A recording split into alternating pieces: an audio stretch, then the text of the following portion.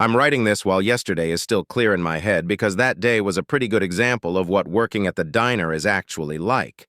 Not the worst day, not the strangest, just normal.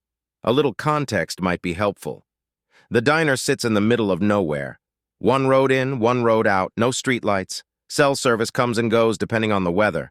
Most of the customers only show up because something else has already gone wrong. A missed exit, a breakdown, a GPS that stopped working. The sign out front says "Eat," and the A flickers constantly. We've already replaced the wiring twice. Yesterday, like always, it still flickered. Marlene said it liked attention. She says stuff like that a lot. I clocked in around noon, poured coffee, wiped the counter, followed the same rules I'd learned early on and didn't think about anymore. Don't sit in booth 6 on Sundays. Don't clean under the back table. Don't argue with the phone. I took the trash out in the afternoon and saw the rats behind the building. They were already there, scattered around the garden.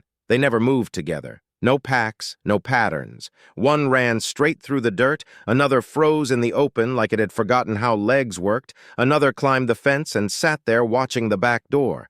They went wherever they wanted, but they always stayed between the garden and the diner. The gnomes were there too. Marlene kept a small garden out back. Tomatoes that never quite ripened. Herbs that smelled wrong. Yesterday there were 9 garden gnomes standing in it.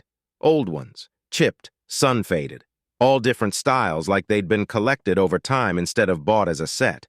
They were lined up neatly, even spacing, straight rows. Every single one of them faced the back door. I stood there for a minute, mostly counting them. They didn't move, they never did if anyone was watching. I already knew that, so I went back inside to grab a cup of coffee. When I came back out, one of them was closer to the door. Another had turned slightly like it was correcting its angle. The rats didn't react.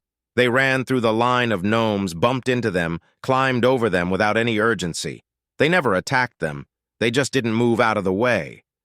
By the time I went back inside, the rats had settled in front of the gnomes in their usual messy way. When I checked again later, 3 of the gnomes had fallen. One was cracked clean in half. None of them were any closer to the door. I mentioned to Marlene that the gnomes kept tipping over and asked if she wanted me to move them farther back. She didn't look up from the register. "Don't interfere," she said. "They're not supposed to get in."